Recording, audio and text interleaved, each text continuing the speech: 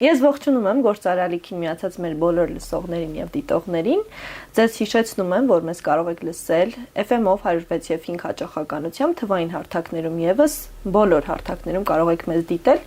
Մենք այս պահին սկսում ենք ցանցի մարդիկ հաղորդում, իսկ մեր տաղավարում վառ կերպար է դրական Լիլիթ Հարությունյանը, լրագրող եւ սկսնակ բլոգեր։ Ողջույն Լիլիթ։ Շնորհակալություն, ողջույն սիրելի Մոնիկա։ Ես որ ասացի վառ կերպար, ոչ միայն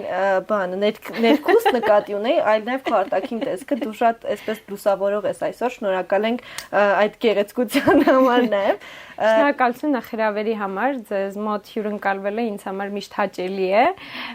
իսկ տաղավարում հյուրընկալվելը էլ ավելի պատասխանատու։ Դասական իմաստով ես ինձ բլոգեր չեմ համարում։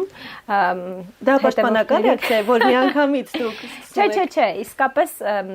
մարքեթինգային բոլոր կանոններով ես համարվում եմ ինֆլուենսեր, բլոգեր այն մարդն է, ով իսկապես ունի հետևորդների մեծ բանակ, կարող է ունենալ կայք եւ այլն ավելի այսպես թեկուզ հրապարակային հոդվածների շարք, հա, դասական բլոգինգը։ Դուք լրագրողական հիմա դες հարց եք տալիս ու պատասխանում եք, բայց ուզում եմ համարվում եմ այսպես ասած ինֆլուենսեր, այո։ Այո։ Բայց ես ուզում եմ ամենասկզբից գնանք։ Ինչպես ես ընկալում ռադիոն ինչպիսին է, հեռուստատեսությունը ինչպիսին է ու լրագրողի համար նաև, թե հյուրի համար, թե լրագրողի։ Դե ռադիոն հիմա դարձել է աուդիո-վիզուալ, հա, այսպես ասած, որովհետև բոլոր թրենդները հիմա տանում են կադրի, դեպի կադր, հեռուստատեսությունն էլ իր դասական իմաստով օրեցօր վերափոխվում է, օրեցօր չէ, նույնիսկ ժամ առ ժամ, եւ քանի որ ասում են հեռուստացույցը, հա, այսպես որպես երևույթ վերանալու է, ես դրան չեմ հավատում, ինքը պարզապես device-ը, հա, այսպես ասած, իր տեխնիկական ձևաչափն է փոխվում, մտնում է հեռախոսի մեջ, որ միշտ հեռուստատեսություն դիտելու է, կան մարդիկ, ովքեր միշտ ռադիո լսելու են։ Միանշանակ, մեքենայի մեջ բոլորը միշտ ռադիո լսում են, եւ կարծում եմ, որ հատկապես այդ առումով դուք էլ շատ լավ կարողացել եք թարգեթավորել, հա, այսպես թիրախային ձեր լսարանը գտնել, ու եթե օրինակ ձեզ լսում են 40,000 մարդ, ենթադրենք, հա, դրանք այն մարդիկ են, ովքեր գործարարներն են եւ իրենց հետ առնչվող շրջապատը, այս 40,000-ը գուցե ոչ պաշտոնական տվյալներ եմ ասում, որովհետև որոշ չափումներով Հայաստանում գործարարների թիվը, այո, այդքան է կազմում մոտավոր, հա, բայց քանի որ խոսում ենք նաև բլոգինգի թեմային կապելով գամ, հենց ինֆլուենսը դա է համարվում, հա, ազդեցությունը, երբ որ դու ունես հստակ թիրախային լսարանի վրա ազդեցություն, այնպես որ ռադիոյի տեսանկյունից էլ եթե դիտենք, դուք էլ գործարար ոլորտի ինֆլուենսեր եք, որպես ռադիո։ Շատ տպավորիչ է ձեր կողմից այդ բնութագրումը։ Ձեր անցած ճանապարհից ուզում եմ սկսենք, պատմեք նախ, ինչպես է TV-ում ընդունված կարգու կանոնը, դրվածքը, TV լրագրողը ով է, ու արդյոք TV լրագրողը նույն ինֆլուենսերը չի, տեղ-տեղ նաև բլոգերը չի։ Ժամանակները շատ արագ են փոխվում, ես հաճախ ասում եմ, որ մենք մեր ժամանակի պրոդուկտն ենք, հա, այսպես ասած, եւ ես լրագրությամբ զբաղվել եմ այն տարիներին, երբ որ դեռ հիմնականում Հայաստանում Facebook-ն էր սոցիալական հիմնական ցանցը տարածված, եւ եթե Facebook-ում ունենում էիր 1000-ի հասնող ենթադրենք, հա, լայքեր, ուրեմն դու համարվում էիր արդեն կայացած բլոգեր, այո, բայց էլի ես աշխատել եմ այն ժամանակներում, երբ որ քո ամենօրյա կատարած աշխատանքը ցանցում տեղադրելը, դա համարվում էր,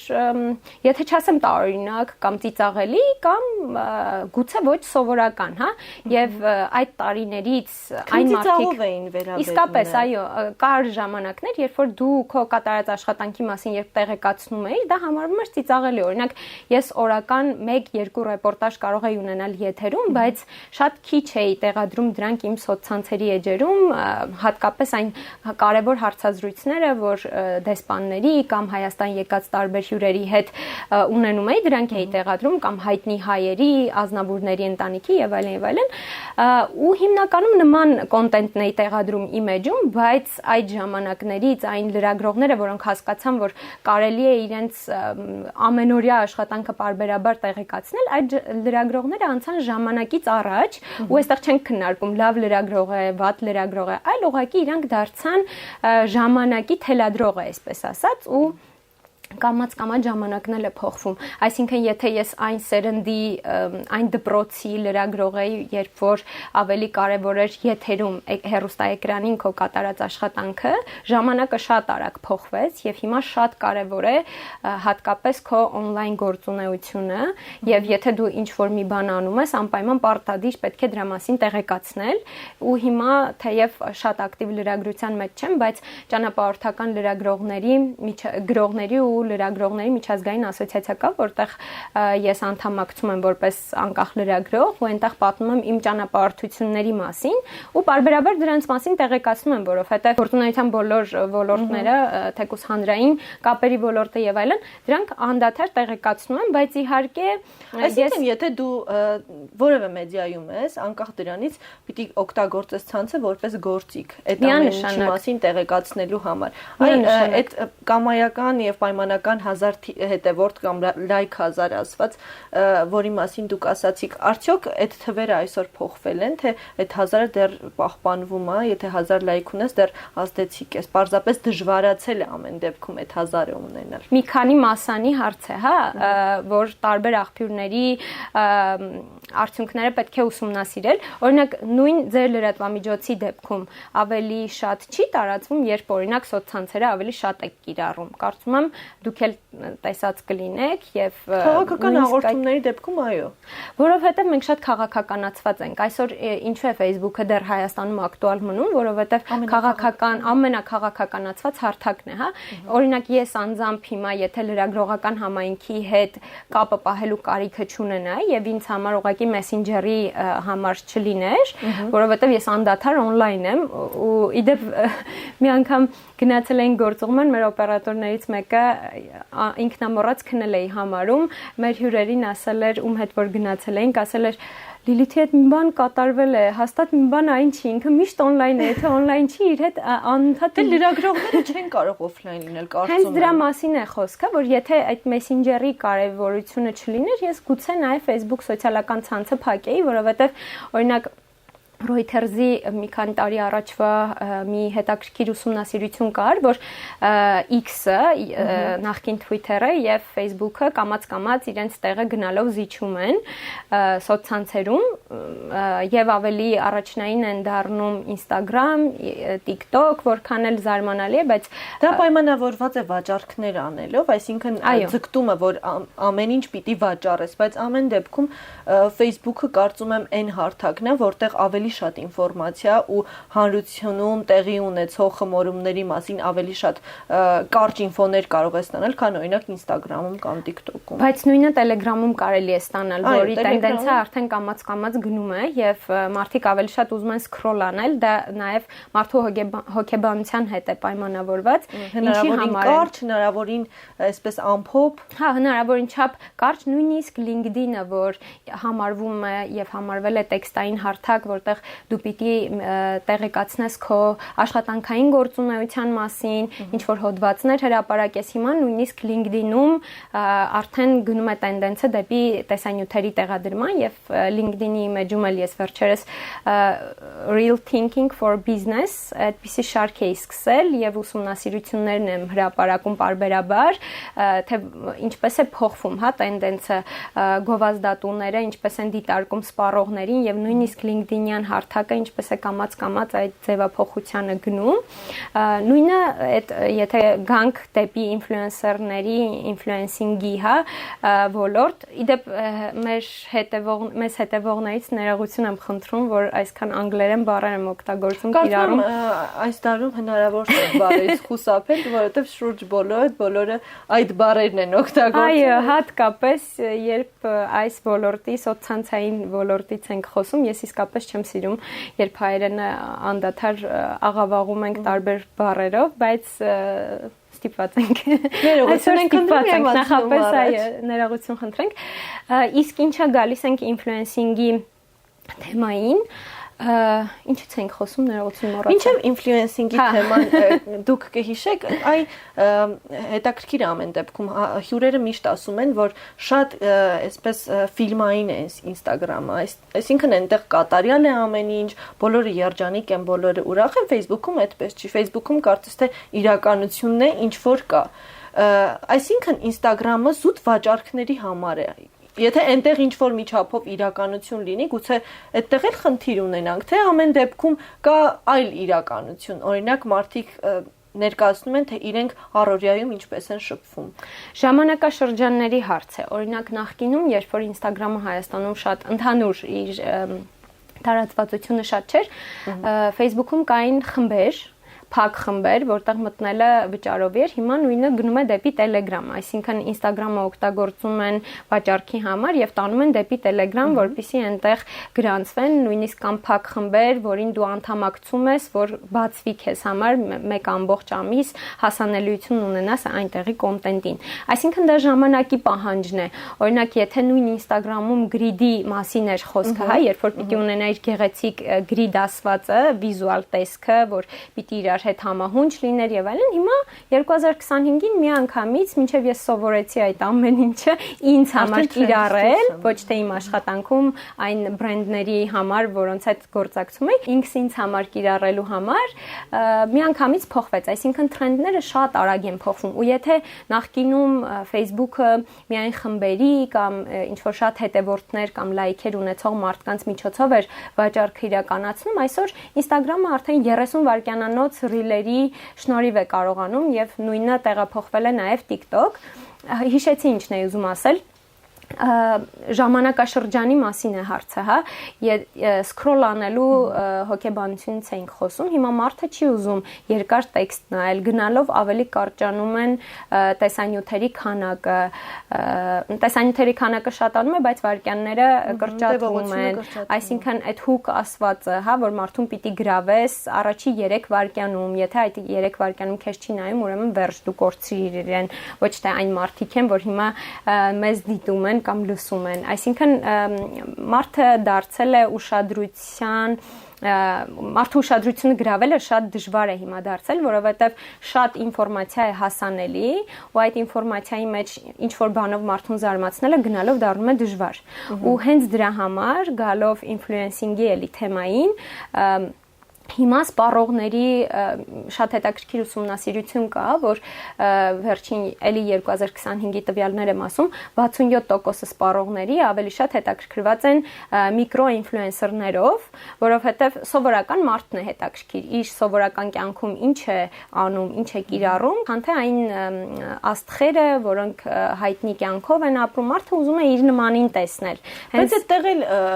հարցեր կան էլի ամեն դեպքում, ինչ չի, որ ներկայացվում է ինչ կա։ Միանշանակ։ Եվ միշտ ներկայացվում է այնինչ գեղեցիկ է, այնինչ լավն է, անգամ այդ առօրյայի մեջ շատ հազվադեպ կարելի է տեսնել, որ մարդը իր բոլոր հոգսերով կիսվում է ցանցում, որովհետև հենց մարդիկ էլ դրա պահանջը միշտ չի որ ունեն, որովհետև փորձում են երեկոյան, եթե գնում են տուն, աշխատանքից ենթադրենք, փորձում են թերթել, միայն տեսնել հումոր, հետաքրքիր ինֆորմացիա, զվարճալի ինչ-որ բան, ոչ թե ծանրացնող, իրենց հոգեբանությունը ավելի այսպես խառնաշփոթի ենթարկող։ Այդ մասով դուք ձեր կոնտենտը ստեղծելիս ո՞նց եք հաշվի առնում, արդյոք փորձում եք ամեն դեպքում լսանի պահանջներին հարմարվել։ Իմ օրինակից գալով ասեմ, որ ես միշտ դիտարկել եմ հատկապես Instagram-ը, նախկինում դիտարկել եմ որպես իմ հուշերը պահպանելու մի հատ միջավայր, հա, մինչև այսօր էլ երևի այդպես է մնացել, հա, ինչ որ մի թվային արխիվ, որտեղ ես կարող եմ թերթել, իդեպ շատ անձնական բաներ չեմ էլ հրապարակում, օրինակ իմ սիրելի դեմքը չի երևում երբեք, եւ ոչ թե դա ուղղակի ինտրիգ եմ գցում կամ ինչ որ ձևով փորձում եմ մարդկանց մեջ հետաքրքրությունը ավելի մեծացնել իմ անձնական հարաբերությունների նկատմամբ, այլ ոչ, կամ բաներ, որոնք ծնողներ սովորաբար ձեռքի կեսն են գցում, կամ դեմքի մի հատվածը, որ ինտրիգա ավելի ուժեղ լինի։ Մեկ-մեկ ինձ ասում են, որ ես էլ եմ այդպես անում, բայց ընդհանրապես դրա տակ ոչ մի ինտրիգա չկա։ Ես ուղղակի ունեմ բաներ, որոնք ուզում եմ անձնապես իմը մնան, միայն գծերը պահելով։ Հա, միանշանակ։ Բայց նաև հրապարակում եմ, որ հետո այդ թվային բանակը ես թերթեմ ու տեսնեմ ինչ հետաքրքիր գեղեցիկ օրեր ենք ունեցել միասին, որ հիշեմ, որ այ մենք այստեղ ենք եղել եւ այլն։ Բայց հիմա ես ավելի շատ փորձում եմ ինձ դիրքավորել իմ նախորդ փորձը ունենալով, հա, լրագրության, պատմելու, արդեն հանրային հանրային կապերի ոլորտում storytelling-ի, մարդկանց ճիշտ դիրքավորելու ու հիմա սցենարներ եմ գրում, քանի որ տենդենսներն էլ են գնում նրան, որ գովազդը պիտի պարտադիր իր հուկը ունենա, գրավող բանը ունենա, ու շատ հաճախ բրենդները չեն կողմնորոշվում, անգամ մարքեթինգային թիմեր ունենալով զգում եմ, որ ինչ-որ մի բան պակասում է։ Նույն մարքեթինգային ընկերությունները իրենք պարբերաբար գործակցում են տարբեր սցենարիստների հետ, ու դա էլ նոր զարգացող ինչ-որ մի ուղղություն է, որը նաև գալիս է Հայաստան։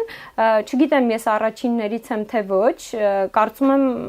էլի եղել են մարդիկ, որոնք նախկինում զբաղվել են այս ամենով, բայց սա դեռ Հայաստանում նոր զարգացող ուղղություն է։ Բայց երբ որ մարդիկ մտնում են իմեջը, ասում են, բա որ այդքան լավ գաղափարներ ունես, ինչի քեզ համար չես կիրառում։ Հարգելիներս, ես գալիս եմ հեռուստատեսությունից, դասական, էլի գալով այն ժամանակաշրջանին, որտեղ աշխատել եմ, խիստ դասական հեռուստատեսային օրենքները պահելով ենք աշխատել, նույնիսկ այսօր ձեր տաղավարը շատ շոկ է, բայց հագել եմ հեռուստատեսային, որ մենք պիտի անպայման պիջակով լինենք Լիլիթի խնդրանքով, կանոնները չխախտելով, եւ հիմա անտանելի վիճակում ենք, մենք դուք չեք կարող կադրից այն կողմ տեսնել։ Այո, կադրի չի փոխանցում, թե որքան շոկ է, բայց պիտի պահես այդ կանոնները, այսինքն երբ որ դու լրագրող ես աշխատում, հեռուստադիտողը երբեք չպիտի իմանա, թե դու այդ պահին ինչ անձնական ապրումներ ունես, բայց բլոգինգը եւ ինֆլուենսինգը, արդեն սոցցանցային կյանքը պահանջում է, որ դու լինես ավելի խոցելի, ավելի անկեղծ, ավելի զգացմունքային, ցույց տաս քո այն մարդկային գծերը, որը չի երևում հեռուստատեսությունում, որը ոչ բոլորն են ցույց տալիս։ Նաև այո, եւ ես երբեք չեմ կարող, իհարկե պարբերաբար այդ մարքեթինգային լեզվով ասած խոսացող գլխով երևում եմ, այսպես ինչ որ բաներ ասում եմ, եթե շատ կարևոր բան է լինում, բայց ես ինքս չեմ կարող դնել հեռախոսը եւ կանգնել նկարել, որովհետեւ միշտ ունեցել եմ թիմ, ով որ այդ կադրի համար պատասխանատու է եղել, աշխատել է, ունեցել եմ հստակ կանոններ։ Ավելի այսպես ճկուն են դարձել այսօրվա մի ամբողջ մասնագիտություն է դա, երբ որ ասում եմ բլոգինգ, այո, մասնագիտություն այո, եւ անգամ ֆուդ բլոգերների դեպքում հնարավոր է այդ համն ու հոտը փոխանցել եւ դա կարծում եմ շատ մեծ հմտություն է, ոչ միայն խոսել, այլ առանձին մասնագիտություն է, ես հիանում եմ այն բլոգերներով, որոնք 24/7 նույնիսկ լայֆսթայլը, որ ինձ համար ես կյանքում ինձ չեմ պատկերացնի լայֆսթայլ բլոգինգում, նույնիսկ իրենց ամբողջ այդ կյանքը ներկայացնելը ինձ համար շատ հետաքրքիր է, որ կարողանում են հասցնել այդ ամեն ինչը, մոնտաժել, տեղադրել ու նաեւ ապրել իրենց կյանքը։ Հա, բայց այստեղ մի հետաքրքիր ուսումնասիրության մասին էլ ասեմ, որ կամաց-կամաց նաև այսպես պիտի էլի անգլերեն տերմիններով ասեմ, մարքեթինգային էլի լեզվում մի հետաքրքիր բան կա, որ privacy-ն դառնում է նոր luxury, այսինքն մարդու անձնական իր անձնական կյանքը, եթե կարողանում է այդ սահմանները պահել, հանրային դեմք լինելով հանդերձ այդ սահմանները ճիշտ գծել, դա շատ հիմա համարվում է մարդու համար անձնական շքեղություն, հա, այսպես եթե ձևակերպենք։ Ես մի բան հարցնեմ, երբ գրեցի քեզ հաղորդման հրավիրելու համար, շատ զարմացար, որ ամեն դեպքում ես բլոգեր չեմ, մենք կանգ առանք նրա վրա, որ դու սկսնակ բլոգեր ես, ամեն դեպքում ինչև 3000 հետևորդ ունենալը, չեմ կարծում այդքան էլ քիչ թիվ է, բլոգերությունը առհասարակ ոնց ես եմ հասկանում հոգեբանություն է, որովհետև ես ցանցում հետևում եմ մարդկանց, մարդ կա, ով ունի 400 հետևորդ, բայց ինքը ամենօրյա ռեժիմով մտնում է սթորիներ, որոշում է, որ պիտի ներկայացնի իր մասին, ինչ է ինքը այդ օրը արել, ու ինքը բացարձակ չի նեղվում նրանից, որ ընդհանրապես իրեն նայում է 400 մարդ։ Այսինքն խնդիրը այստեղ ոչ թե շատ հետևորդ ունենալն է, այլ նաև ազնվություն եւ հետևողականություն եւ պատասխանատվություն քո հետևորդների հանդեպ։ Դու ոնց ես այդ կապը ստեղծում։ Ինձ համար իմ բոլոր սոցիալական հարթակները աշխատանքային էջեր են։ Այսինքն եւ Facebook-ը, երբ որ ակտիվ լրագրող եմ եղել, այնտեղ կարծեմ մոտ 9000-ի է հասնում հետևորդների քանակը, ու երբ որ ինչ որ մի շրջան սկսեցի լռել, գնալ ավելի մասնավոր ոլորտ, մարդիկ չէին կողմնորոշվում ինձ ինչի համար պիտի հետևեն, այն մարդիկ, ովքեր ինձ հետևել են որպես լրագրող։ Հետո երբ որ գնացի արդեն Instagram, հասկացա, որ ինչն է պահանջները, հա, ոլորտի, նույն էլի մասնավոր ոլորտում եւ այլն, ու այդ նույն սցենարների պատմությունը, հա, Սկսեցի այնտեղ էլի մասնագիտական ինչ-որ հետաքրքիր կոնտենտ գեներացնել, բայց նույնիսկ իմ edge-ի համար, երբ որ օրինակ, նոր հաղորդումից առաջ էի նայում, մի հատ տեսանյութ ունեմ, որ վերնագիրը, cover-ը, այդ նկարը վրան գրված է ես կատարյալ չեմ, թե մի խոսքով արդեն չեմ հիշում թե ինչ էի գրել եւ մի հատ ուրիշ տեսանյութ որ կարող եմ համեմատել ChatGPT-ին ճիշտ օգտագործելու կանոններ էի գրել այնտեղ եւ անձնական կոնտենտը ավելի շատ է տեսանյութի դիտում հավաքել քան պրոֆեսիոնալ ինչ որ մի գրառումը որի վրա վստահաբար ավելի շատ ժամանակ այո միանշանակ համ այնտեղ փնտրտուքներ ես անում, research ես անում եւ այլն, բայց ես դեռ փորձում եմ ուսումնասիրել իմ լսարանին, այն մարդիկ, ովքեր ինձ հետևում են, իրենց ինչն է հետաքրքիր ու փորձում եմ սպասել ես ընթացքում։ Մարդկանց հետաքրքիր է, երբ որ իմ ձայնով եմ ինչ-որ բաներ հրապարակում, էլի այդ խոսող գլխով տարբերակն է լինում։ Օրինակ չկան մարդիկ, որ քեզ հետևում են, որովհետեւ քո edge-ը շատ պայծառ է։ Շատ են գրում ինձ, իսկապես շատ են գրում։ Որովհետեւ քո edge մտնելով վառ գույներ են միանգամից, չես տեսնի ինչ որ, չգիտեմ, մուգ գույներ, սև, մոխրագույն, չգիտեմ, ստանդարտ ինչ որ բան, միանգամից դեղին, կարմիր, հա ինչ շատ են ասոցացնում դեղին գույնի հետ, թեև հիմա շատ չեմ հագնում,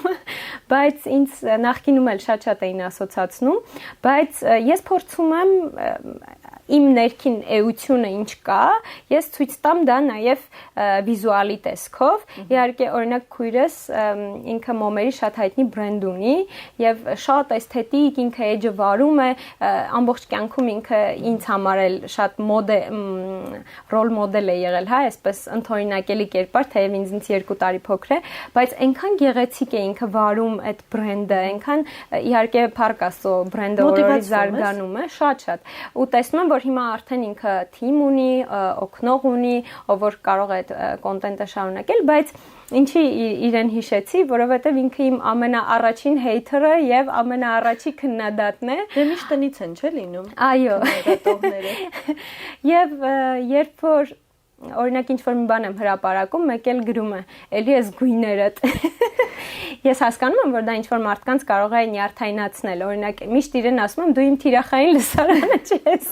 Ինքն էլ ինձ միշտ ասում է, գործ ունես, չէ՞ ինձ հետ։ Ինքն էլ ինձ միշտ ասում է, ուրեմն քո թիրախային լսարանը անճաշակ է։ Եվ այսպիսի անդադ դեբատներ ենք ունենում, բայց իսկապես ճաշակները կարող են չհամընկնել ու ես շատ ընդունում եմ, որ իհարկե շատ տարբեր են։ Շատ տարբեր են, բայց ես իհարկե ընդունում եմ նաև, որ իր պատկերացրած կոնտենտը կարող է լինել իմ էջում, օրինակ մի անգամ Իսպանիայում էի իրեն ուղարկեցի բավականին շատ նկարներ էինք Բարսելոնայում նկարել, մի 200-ից ավելի նկար այդ օրվանից, ուղարկեցի, ասացի դե ինձ համար մի հատ գրիտ հավաքի, գիշերը տանջվեց, երևի մի քանի ժամ տանջվեց, վերջում ուղարկեց ու ես հրապարակեցի լրիվ այլ բան։ Այս վերջերս նայում եմ, ասում եմ շատ գեղեցիկ էր էլի քո պատկերացրածը, բայց իհարկե դա մարդու ընկալում է, այսինքն ես փորձում եմ հնարավորին չափ անկեղծ լինել, բայց հանրության հետ անկեղծ լինելու ինքս ինձ դա էլի անկեղծություն էլի ամեն դեպքում չստեղծել քեզ ինչ որ այլ կերպարի մեջ լինել այն ինչ որ կաս Հա, իսկապես։ Չնայած որ շատերը այսօր փորձում են այլ կերպար ստեղծել, ցանցում լինել բացարձակ այլ մարդ։ Փաթեթավորում է, ես դրան շատ նորմալ եմ վերաբերում։ Հա, փաթեթավորումը միշտ վաճառվում է, ես մեկ-մեկ ասում եմ, ես բլոգեր չեմ, բայց բլոգերներ ստեղծող եմ։ Իսկ ի՞նչն է ցանցում, որ նյարդայնացնում է քեզ ու արժեր էլի փոխել։ Միշտ այս հարցը ես բոլոր հյուրերին տալիս եմ, որ այդ փոփոխությունը ինչ կարելի է անել, որ ավելի դրական լինի, ավելի լուսավոր ու պայծառ լինի, չգիտեմ, այդ ազատությունը չափուսահման ունենա ինչ որտեղ։ Ինձ համար շատ ցավալի է այսօր, երբ որ ես շատ արագ կարողանում եմ տարբերակել fake content-ը իրականից։ Ինձ համար շատ մարդիկ, ովքեր առանց անուններ հրապարակելու, օրինակ մամա բլոգեր կարող են լինել, ովքեր որ ունեցել են շատ անօրինակելի կյանք ինձ համար, բայց իրենք այսօր շատ օրինակելի կնոջ կերպար են, իրենց դիրքավորում, մարդ ով որ հայերեն իր անունը գրելիս կարող է մի քանի սխալ անել եւ էլի ճանաչում եմ, բայց հիմա իրեն ինչ որ շատ գրագետ կերպար է դիրքավորում, այսինքն հասկանում ես, որ դա ժամանակի պահանջն է, ճիշտ է դիրքավորել, վաճառվել է, վերջ։ ինքը իր խնդիրը լուծել է եւ դա ինձ շատ դուր չի գալիս, հա, երբ որ մարդը չի ներկայանում այն ինչ ինքը կա, բայց դա վաճառվում է այսօր եւ դա ժամանակի պահանջն է, դա մեզ դուր գա թե ոչ։ Եվ շատ էլի բաներ կան, որ օրինակ նույն հեյթերները, հա,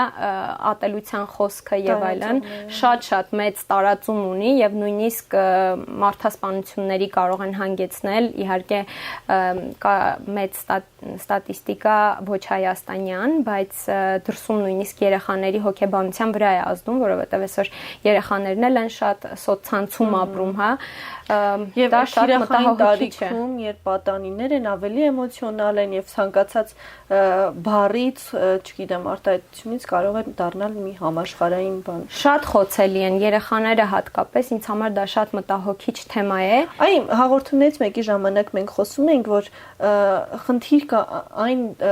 պարագայում, երբ օրինակ դպրոցներում ուսուցիչները այլևս չեն կարողանում կառավարել երեխաներին, որովհետեւ ուշադրություն այդ ուշադրությունից երբ խոսեցինք, ուշադրություն գրավելը շատ բարդ է։ Այսինքն պիտի ուսուցիչները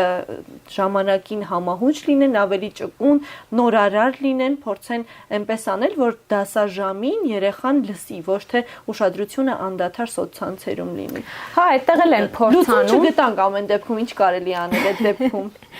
Իրականում այն նոր տեխնոլոգիաները, որ ուսուցիչներ, մայրիկս ուսուցչուհի է եւ ինքն էլ է կիրառում, շատ հետաքրքիր, օրինակ խաղեր է մաթեմատիկական կիրառում, որ երեխաներին հետաքրքիր դառնան, բայց հիմա օրինակ գնում է տենդենց, որ օրինակ այդ նույն ուսուցիչը նկարի ուղարկի իր կատարած աշխատանքը, որպեսզի որոշվի նա լավ ուսուցչուհի է թե ոչ։ Օրինակ իմ մայրը ինչի պիտի բլոգինգով զբաղվի, ինքը իր դասը նկարի, մոնտաժի եւ դա ուղարկի, որ մի հատ էլ իրեն գնահատեն։ Պահանջներ։ Այո, հիմա կա եւ պիտի պարտադիր դասը նկարահանվի, ինձ համար դա նոնսենս է, եթե չգիտեմ, ինձ համար իսկապես շատ դե չի կարելի ամեն ինչ թվայնացնել ամեն դեպքում։ Դե հիմա փորձ է արվում այդ գնահատման համար նման միջոցներ, տեխնիկաներ կիրառելը, որ ես չեմ ընկալում դա, բայց իհարկե կարելի է սոցցանցը եւ թշնամի դարձնել քեզ եւ քեզ համար օգտակար աշխատակից, այսպես ասած։ Ես հիշում եմ, կար ժամանակ, երբ բոլոր աշխատավայրերում պարտադրանք էր, որ պիտի համակարգչից օգտվեն ու այդ ժամանակ էլ քննադատելի էր, չէ՞, ինչքան ծիծաղում էին եւ բոլորը ոչ միայն ծիծաղում էին, այլ բոլորը շատ վատ էին դա ընդունում, ասում էին, որ ինչպես կարելի է, մենք ախր չենք տիրապետում դրան, ինչպես կարելի է բոլորս եւ 24 ժամ այդ համակարգչով, բայց բոլորը ստիպված եղան սովորել այդ գործիքներից, ինչպես օգտվել համակարգչից, օրինակ հաշվապահները։ Դե նույն ժամանակի պահանջներն են, օրինակ էլի մայրիկիս օրինակով ասեմ, իրենց դպրոցում շատ քիչ ուսուցչուհիներ կան, որ կարողանում են թվային տեխնոլոգիաներից օգտվել եւ դա ինձ համար շատ ամոթ է։ Ու զանգում են իրեն են տարբեր հարցեր տալիս, ես ապշում եմ իսկապես շատերի փոխարեն ինքը գործ է անում։ Ուղղակի ChatGPT-ն այսօր փառք Աստծո հայերենն էլ է սովորել, ուղղակի կարող ես, եթե այլ լեզուների էլ չես տիրապետում, կարող ես հայերեն շատ պարզ պրիմիտիվ այդ հարցը տալ ու ChatGPT-ն քեզ պատասխանի։ Փառք Աստծո եւ կարելի էլի եմ ասում ով կիրառել, գտնել գրականություն, գտնել տարբեր հետազոտություններ, այսօր ցանցը ամեն ինչ հնարավորությունը տալիս է, ուղղակի դու պիտի որոշես, չծուլանաս ու որոշես, որ ճիշտ օգտագործես, ճիշտ կիրառես ու դարձնես գործիք, ոչ թե քեզ վնասող ինչ-որ մի բան։ Ու իդեպ հիմա այն տարածված միտքը, որ ասում են մարդուն կարող է փոխարինել, ես վստահեցնում եմ, որ առաջիկա գոնե 20 տարում չի փոխարինի մարդուն, որովհետև մարդու գործոնը այնուամենայնիվ միշտ կա։ Անփոխարինելի է։ Այո, տալիս է քեզ տարբերակներ, բայց պիտի ուղեղը ունենաս, չէ՞, որ դու կարողանաս ընտրես, որ տարբերակն է ճիշտ։ Լիլիթ, իսկ ինչ որ շեմ կա, որ քեզ համար սահմանել ես ցանցում, որ այ պիտի դրան հասնես, եթե անգամ ես պահին քեզ չես ընկալում լիարժեքորեն բլոգեր կամ գոնե սկսնակ դաշտում բլոգեր, բայց ամեն դեպքում ձգտում ես, ջանք ու եռանդ ես ներդնում, որպեսզի ունենաս օրինակ ինչ որ պայմանական թվով հետևորդներ, ինչ որ հստակ ուղղվածություն, որով կստեղծես կոնտենտ ու արդեն վաճառքներ եւս կանես։ Հա, ես որքան էլ քիչ առաջ նշեցի այդ թիվը, հա, որ սպառողների դեպքում ավելի գերադասում են միկրոինֆլուենսերների հետ աշխատելը, որովհետև սովորական մարդն է ցույց տալիս իր կյանքը եւ այլն։ Եվ բացի այդ էլ մի բան էլ ասեմ, կներեք, որ ընդհատում եմ, այսօր կարծես թե այդքան կարևոր չէ դու ինչքան հետևորդ ունես, այլ կարևոր է թե ինչքան են քո կոնտենտը դիտում։ Այո, նաև դա էլ է շատ կարևոր է։ Հիմա, քանի որ ամեն դիտում եւ ամեն հետևորդ մոնետիզացվում է, որքան էլ դա ցավալի եւ վատ հնչի, բայց իսկապես այդպես է, հետևորդների քանակը միշտ մոնետիզացվում է եւ քանի որ հիմա նաև դա մոնետիզացնելու համար եմ կիրառում եւ աշխատանքային հարթակ եմ դիտարկում, բնականաբար դրա համար կուզենամ, որ ինչ որ քանակի X քանակի հասնեմ, հա։ Հայաստանում տարբեր են թվերը, օրինակ նախորդ տարի գաստրոնոմիկ շոուների ժամանակ Եգիպտոսից եկած մի զույգ կար, որ ֆուդ բլոգինգով էին զբաղվում, շատ գեղեցիկ զույգ են եւ իրենք շատ հետևորդներ ունեն, 300,000 պլյուս կարծեմ ունեին հետևորդների քանակով, երբ որ իրենց հետ զրուցում էի, ասացին մենք շատ քիչ հետևորդներ ունենք, մեր ընկերների մեջ կան միլիոնից ավելի հետևորդներ ունեցողներ ու մենք շատ համեստ բլոգերներ ենք, այսինքն նաեւ շատ կարեւոր է որտեղ ես ապրում։ Հայաստանում 5,000-ից ավելի հետևորդ ունեցողը արդեն համարվում է կայացած բլոգեր։ Եթե ակտիվ է։ Ու եթե հայալեզու է ստեղծում, այնպես չի որ մի քանի լեզվով, կարծում եմ։ Հա, մեր լսարանն էլ է սահմանափակ, օրինակ հայերեն խոսող, հա, հայալեզու մարդկանց է պետք հաշվի առնել, Հայաստանում ապրող եւ դրսում ապրող։ Բնականաբար դրսում ապրող մարդկանց այստեղի ծառայությունները կարող են չհետաքրքրել, որովհետեւ դրսի ապրող մարդիկ էլ ավելի գովազդները գնում են դեպի YouTube ու ըստ երկրի թարգեթավորումը, հայ թիրախավորումը գովազդային տարբեր է ու բնականաբար այստեղ եթե ունես 5,000 հետևորդ, դա արդեն համարվում է միկրոինֆլուենսեր եւ կարող են քեզ դիմել գործակցության համար, հրավիրել ինչ-որ տեղեր, եթե իհարկե ակտիվ ես եւ այդ մասին հրապարակում ես քո սոցցանցերում, մեկ-մեկ ես էլ եմ նվերներ ստանում, բայց ինչ որ մի բանը եթե ինձ դուրս չգա, երբեք ես չեմ կեղծի, այսինքն կան մարդիկ, ովքեր որ այսօր շատ տարբեր բաներ են գովազդում, սկսած, չգիտեմ, անհայտ ինչ-որ մի խանութից վերջացրած շատ հայտնի բրենդով, իհարկե դա էլ է կանոնների խախտում, բայց այդ ամբողջ հոսքի մեջ ինչ-որ մի պահի դու հասկանում ես, որ իր ասածը fake է դառնում, որովհետև գովազդի համար է անում։ Ես ինձ այդ դերում չեմ պատկերացնում։ Fake է լինում, միանգամից երևում է դա։ Միանգամից։ Եվ լսարանն էլ միշտ հասկանում է դա, այնպես չի որ բոլորը հիմար են եւ կարելի է այդքան հեշտ հիմարացնել։ Հա, բայց հիմա մեկ ուրիշ տենդենց էլ կա, որ հիմա նաեւ անկեղծությունն են վաճառում, օրինակ շատերը դիրքավորում են, որ ես շատ գերանկեղծ մարդ եմ եւ իմ ասածը ձեզ ոչ մեկ չի ասի, ոչ ոք չեր ասի, այնինչ ես եմ բարձրաձայնում, այդ բարձրաձայնված թեմաներն էլ են իրականում կարևոր, որովհետեւ վերջերս ընկերուհուս հետ զրուցում էինք, ասում էր օրինակ այս մասին, որ մարդիկ բարձրաձայնում են, հասկանում ես, որ դու մենակ չես այս թեմայում ու հասկացա, որ իսկապես հոգեբանական, եթե ինձ մոտ չկա, տարբեր մարդիկ սիրում են, որ ինչ-որ մի թեման բարձրաձայնվում է, եւ այսինքն այդ անկեղծությունն էլ կա, որ նաեւ նույնիսկ անկեղծությունն է այսօր վաճառվում։ Այո, ամեն ինչ վաճառվում է։ Այո, ամեն ինչ վաճառվում է, ցավոք սրտի։ Շնորհակալ եմ, շատ չգիտեմ լավ նոտա էր թե բայց ոչ սերը։ Այո, սերը չի վաճառվում, շատ լավ նոտայով ենք ավարտում ենք հաղորդումը, շատ շնորհակալ եմ հետաքրքիր զրույցի համար։ Շնորհակալ եմ հրավերի համար։ Մեզ լսողներին եւ դիտողներին հիշեցնեմ, որ ցանցի Մարտիկ հաղորդման իմ հյուրը Լիլիթ Հարությունյանն էր, ով լրագրող է եւ բլոգեր։ Կհանդիպենք հաջորդ շաբաթ, լավ եղեք։